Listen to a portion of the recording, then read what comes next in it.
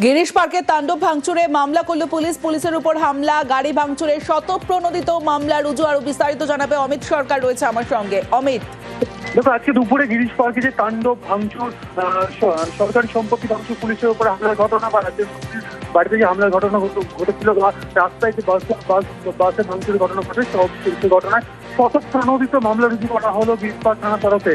খুনের চেষ্টা সহ একাধিক ধারাতে মামলা রুজু করা হয়েছে। তাদের সরকারি সম্পত্তি যেমন ভাঙচুরের ঘটনা অভিযোগ যেমন রয়েছে বা ধারা যেমন রয়েছে, একই সঙ্গে পুলিশ যেহেতু কর্তব্যরত অবস্থায় ছিলেন এবং কর্তব্যরত অবস্থায় সরকারি কর্মী কাজে বাধা, সরকারি কর্মীকে হেনস্থা করা, মারধর করা, এমনকি গুরুতর আঘাত বা জখম হয়েছেন পুলিশ কর্মী, এই সমস্ত ধারাতে কিন্তু মামলা রুজু করা হয়েছে।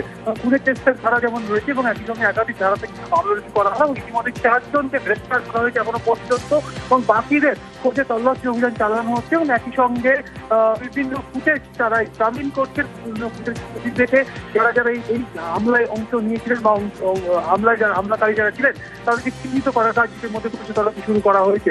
অন্যদিকে রাজ্যের মন্ত্রী শশী পাজা তিনি যেটা জানাচ্ছেন যে তিনি যেহেতু ইনজোর্ড হয়েছেন, তার বাড়িতে ভাঙচুর চালানো হয়েছে, তার যারা দলের কর্মী রয়েছে তারা একাধিক জন তারা ইনজোর্ড হয়েছেন, কিন্তু তারা হাসপাতালে মেডিকেল করে সমস্ত ডকুমেন্টস নিয়ে তাদের তরফেও কিন্তু একটি অভিযোগ তারা করবেন গিরিশ পার্ক থানাতে করা হচ্ছে।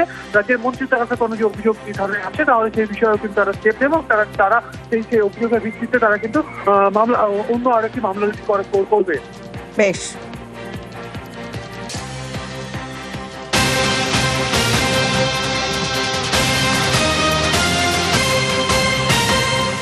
গিরিশ পার্কের ঘটনায় ক্ষুব্ধ কমিশন। পুলিশ কমিশনারেটের রিপোর্ট তলব কমিশনের। পুলিশ কমিশনারের রিপোর্ট তলব কমিশনের। কেন কেন্দ্রীয় বাহিনীকে ব্যবহার করা হয়নি পুলিশ কমিশনারের কাছে জানতে চাইল কমিশন।